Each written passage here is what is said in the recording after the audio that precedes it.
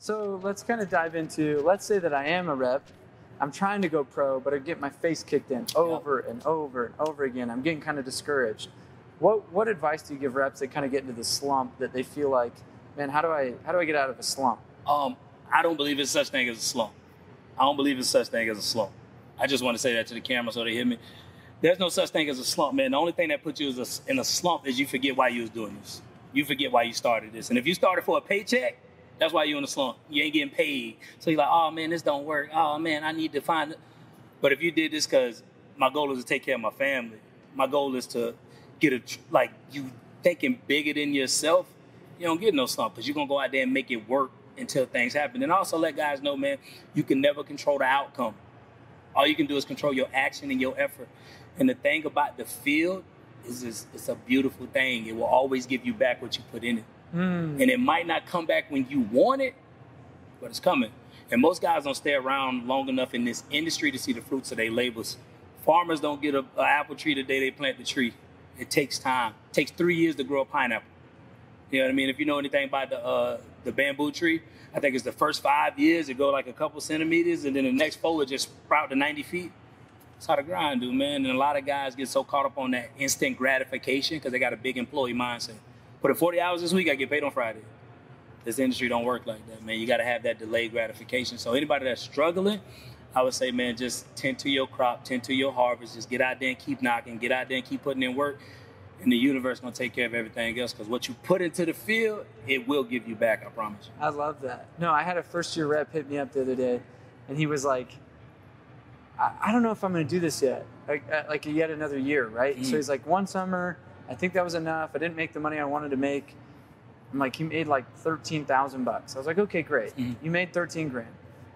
But I was like, but what you're not counting for is you're done with your first year. High five. Like, high five, you're bro. never going to have another first year. Like you got through the hard stuff. Like now you quit.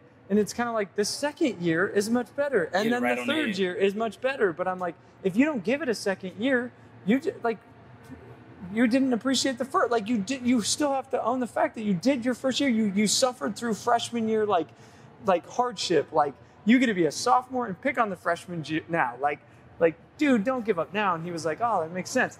You didn't but when you're in that and you're in the newbie stage, it's kind of like, you don't see it that way. You don't. You're in it. You know what I mean? And the thing that killed me about guys that get into our industry is they'll sit at their 9 to 5 for years, bro, and never complain about the increase of their income or how they never got a promotion. But they get out here and they don't make money immediately. And it's like, oh, this don't work. It's like, no, your job don't work. But you never complain about that for 4 years, 5 years. It's now, since it's weighed so heavy on you, it gets you thinking different. It gets your anxiety high.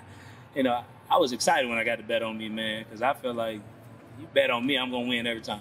I love that. That's how I feel. So I'm coaching a guy this last weekend. He came to our recruiting summit. Yep. And I was going to charge him a lot to do this big consulting coaching program. And I asked him a question. I want you guys to pay attention to the same question. I said, would you give me $60,000? I said, what do you want to make? He's like, $600,000 this next year. It's a lot of money, right? A lot of money. So he's like, 600 grand. I said, okay. Would you bet on yourself? He's like, well, of course. I said, okay. Let's put your money where your mouth is. You're going to give me 60 grand.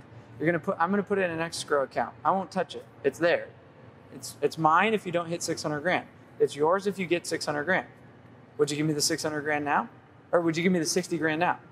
Well, no. And I go, well, then you're not betting on yourself. You're not. And I said, if you were so certain and you knew that was truly a goal and a blood goal, you put your money where your mouth was, knowing that it's like, hey, I'm committed now. You put your ass on the line. Because I guarantee you, kid, and this guy's name's Liam, I said, I guarantee you, when you go do 300 grand, you're going to get complacent. You're going to find it's great. And then you're going to say, well, this is enough. It's good. That's good. What killed him. And I'm like, 600 grand for a 23-year-old cat is a lot of money. A lot of money. And I go, you don't even know what that looks like, and you don't even know what you would do with 600 grand.